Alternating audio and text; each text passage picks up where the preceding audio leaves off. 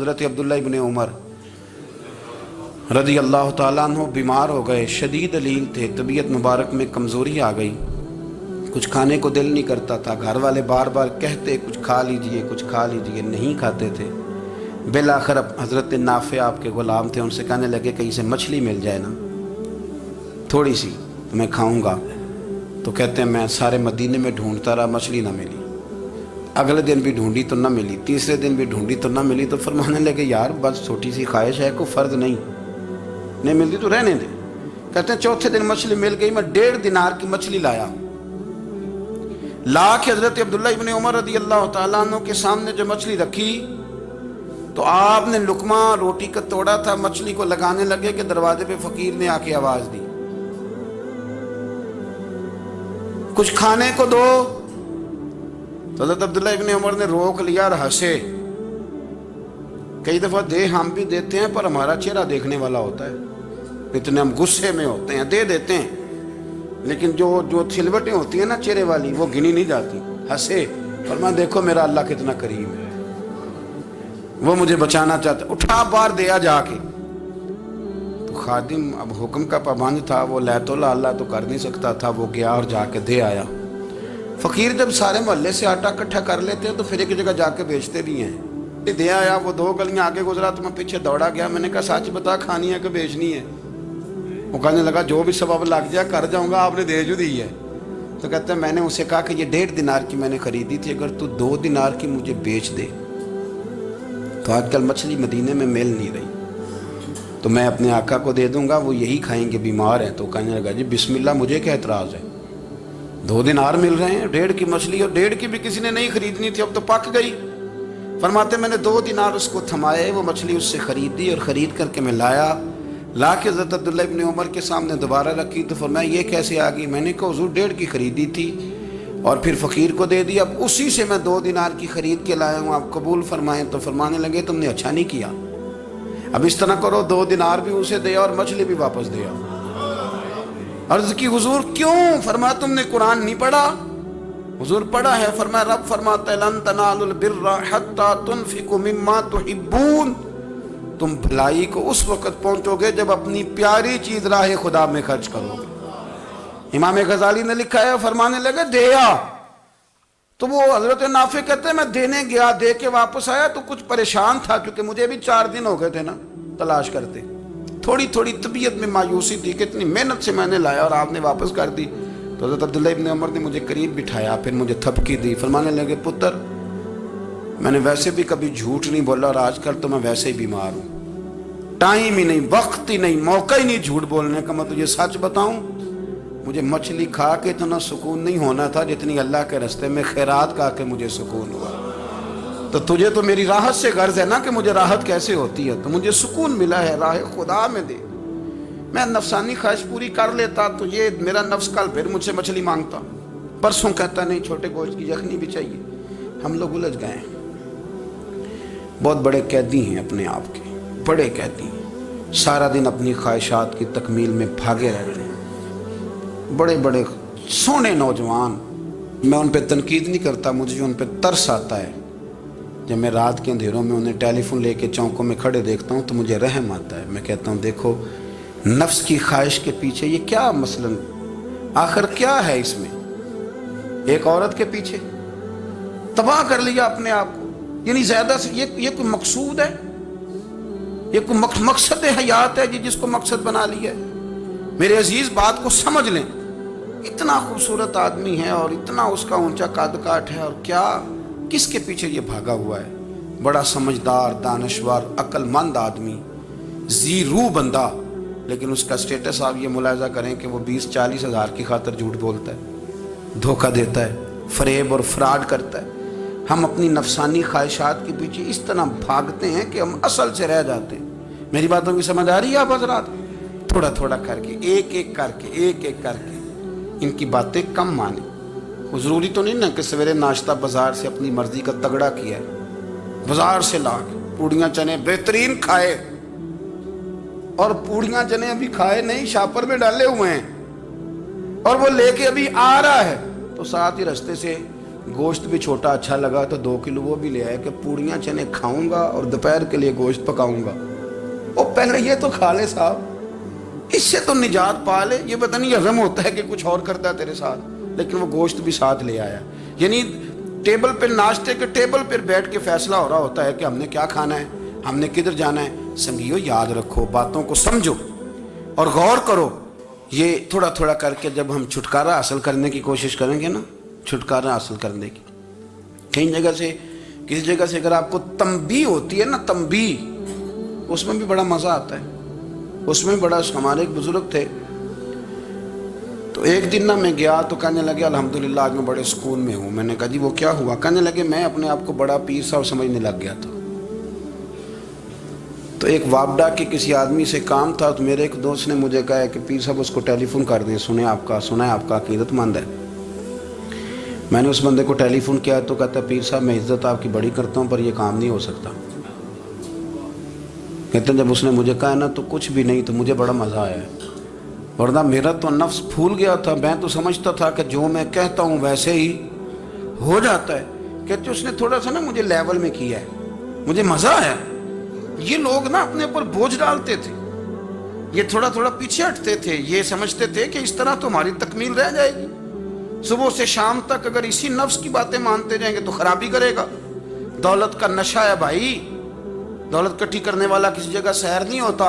हुस्न का नशा है, हुस्न का नशा है। हज़रत अबू बकर शिबली रहमतुल्लाह अलैह फरमाया करते थे जो तेरी बेटी को खूबसूरत समझ के उसके साथ निकाह करना चाहे उसे बेटी ना देना। हजरत जी क्यों? फरमाया हुस्न तो थोड़े दिन के बाद खत्म हो जाएगा, फिर वो इसकी कदर नहीं करेगा, वो तो कहीं और मुंह मारता फिरेगा। हज़रत अबू बकर शिबली रहमतुल्लाह ताला अलैह की बेटी खूबसूरत थी। एक नौजवान कहने लगा मेरा निकाह कर दें। आप फरमाने लगे पुत्र तो 1 महीने के बाद आना, कर दूंगा। बड़ी मोटी ताज़ी खूबसूरत साहिबजादी। तो हजरत ने उसे दवाई खिलाई, उसे पखाने लग गए। जो पखाना करती एक मटके में संभाल देते। थोड़ा वक्त गुजरा तो वो हड्डियों का पिंजर बन गई। महीने भर में दस्त इतने आए कि कमज़ोर हो गई। तो अबू बकर शिबली 1 महीने के बाद नौजवान को बुलाया, फरमाया इधर आ तेरा निकाह करूँ। बच्ची दिखाई तो वो कमज़ोर बिस्तर पे पड़ी। फरमाया शादी कर। कहने लगा इससे नहीं मैंने करनी। फरमाया ये वही है? कहने लगा जी नहीं। फरमाया तू तो कहता था मुझे इश्क है, किधर गया तेरा इश्क? कहने लगा हज़रत साहब आप कैसी बात कर रहे हैं? फरमाया इधर आ। फिर वो मटका जिसमें गंद रखा था वहां ले गए। फरमाने लगे तेरा इसके साथ इश्क था, ये है तेरा इश्क। फरमाया तो मैं 4 दिन रोटी खिलाऊंगा फिर तंदुरुस्त हो जाएगी। लेकिन मैं देखना चाहता था कि तू मेरी बेटी से प्यार करता है या उसके चेहरे पे आने वाली कुछ वक्त के लिए सुर्खी से प्यार करता है, उस लाली से प्यार करता है जो जवानी के वक्त बच्चों और बच्चियों पे आती है। किस चीज के दिल दादा? यानी क्या मतलब? नफ्स की गुलामी, सरासर गुलामी। और पलट पलट के और बड़े बड़े सियाने बंदे छोटी सी ख्वाहिश के लिए।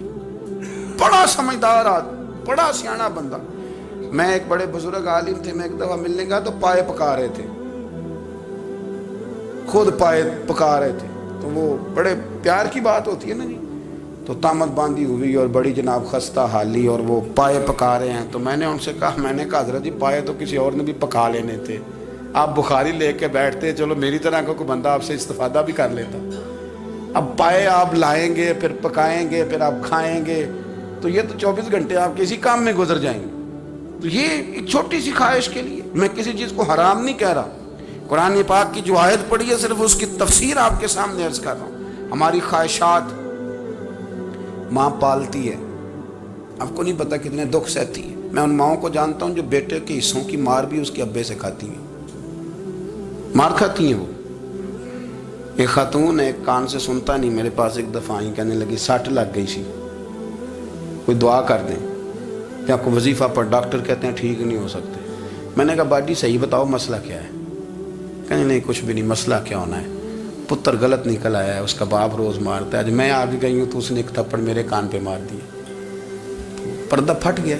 माँ मार खाती हैं, लेकिन वो पुत्र जिसको बड़ी मेहनत से पाला है वो जवान होता है तो अम्मा से कहता है तुझे छोड़ देना है, पर जिस लड़की से मेरा टेलीफोन पे रब्ता है उसे नहीं मैंने छोड़ना, वो नहीं छूट सकती।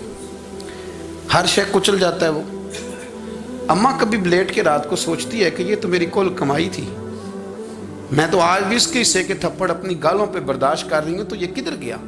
اردشیر نام کا بادشاہ تھا۔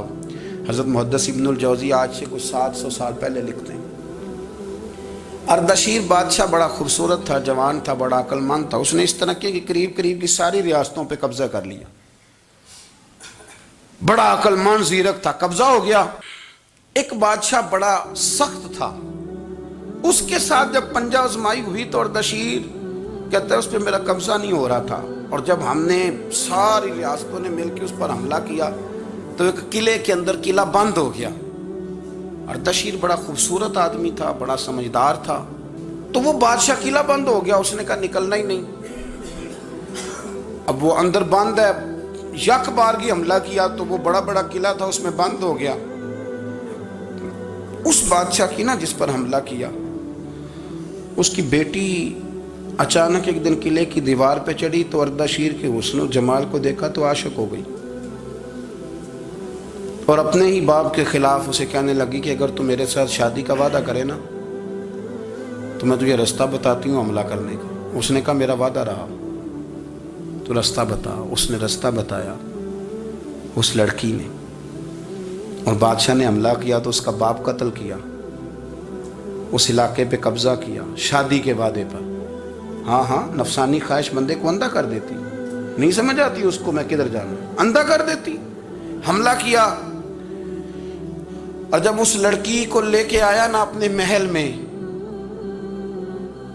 تو پہلے دن شادی کی پہلی رات تھی، تو بستر بچھایا کنیز نے، تو وہ کبھی کروٹ ادھر بدلتی کبھی ادھر بدلتی، تو بادشاہ کہنے لگا کیا ہے؟ کہنے لگی بستر میں کچھ ہے، مجھے تکلیف دے رہی۔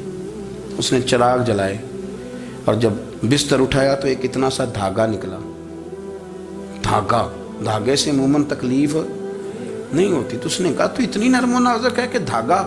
کہنے لگی میرا باپ نا میرے ساتھ اتنا پیار کرتا تھا کہ روز میرا بستر بھی خود بچھاتا تھا، اور اس نے آلہ رکھا ہوا تھا، وہ ناپتا تھا کہ کوئی پایا اونچا نیچا تو نہیں، میری بیٹی کا بیلنس سوتے وقت خراب نہ ہو جائے، اور میرے لیے گوشت اور کپڑے بھی خود پسند کر کے لاتا تھا، کھانے پینے کا خود خیال کرتا تھا۔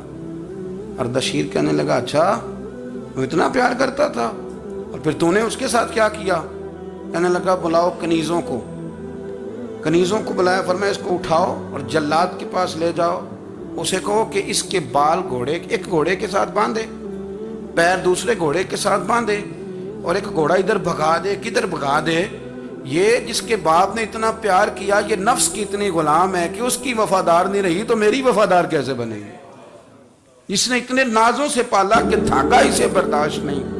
او یارو یاد رکھو، اگر نفس کی غلامی کرو، بڑے بڑے وفاداروں کو چھوڑ کے غلامی کرو تو پھر کہو وفادار مل جائے، کوئی بول اب لڑا نہ بول بیٹھا، اندے خصم ناراض بڑ بولیاں دے، کہاں سر کھائے تے بلبل ٹھنڈ پائے، بڑے فرق نہیں سجنا بولیاں دے، جڑیاں خصماں دی وچ رضا وسن، بھاگ جاگ جاندے انہاں گولیاں دے، آپ اڈلیاں نو سردار پہن ٹکے تے شرما والیاں نو جھوٹے ڈولیاں دے۔ اپنے نفس کے پیچھے چلو گے تو یہ تباہی ہے۔ جب ہم نے کسی سے وفا نہیں کی تو یہ کیا امید ہوئی کہ دنیا ہم سے وفا کرے گی؟ اللہ رسول کی مرضی کے مطابق اصول پسند زندگی بنائے، ایک ایک کر کے اپنی خواہشات سے پیچھے ہٹیں، تھوڑے پہ گزارا کرنا سیکھیں، اپنے نفس کو سمجھائیں۔ ضروری نہیں کہ روٹی ہر وقت مزے کے لیے کھائی جائے، کبھی کمر سنگی کرنے کے لیے خشک روٹی بھی کھا کے دیکھو، کبھی سادہ کھانا اس پہ بھی اکتفا کرو، کبھی تھوڑا کھا کے اچھے طریقے سے سادے کمرے میں بھی اللہ کو یاد کر کے دیکھو۔